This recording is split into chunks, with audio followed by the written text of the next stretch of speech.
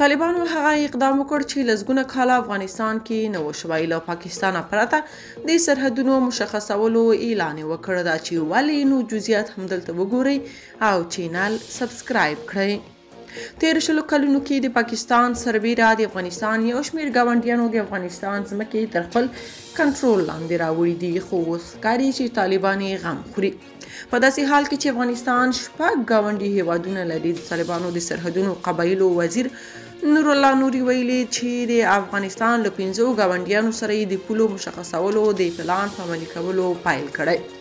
نوموړي پرون ویل ایران، ترکمنستان، ازبکستان، تاجکستان او چین سره د افغانستان د پولو د نښه کولو چارې په ځینو برخو کې بشپړې شوې دي.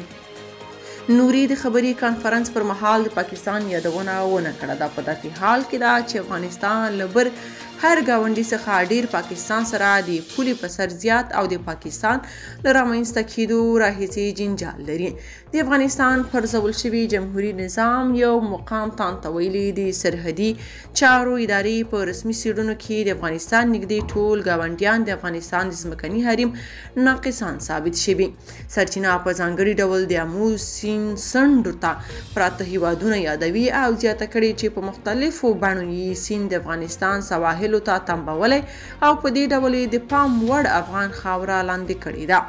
طالبانو د دې مسلې او دغه راز پاکستان سره د سرحدي کرښو د نه مشخصولو دلیل په اړه څه نه دي ویلي، خو خلک وایي دا چې افغانستان د پاکستان سره د ډیورنډ کرښه په رسمیت نه پیژني، نو ځکه یې د پاکستان سره د پولو مشخصولو اقدام نه ده کړی.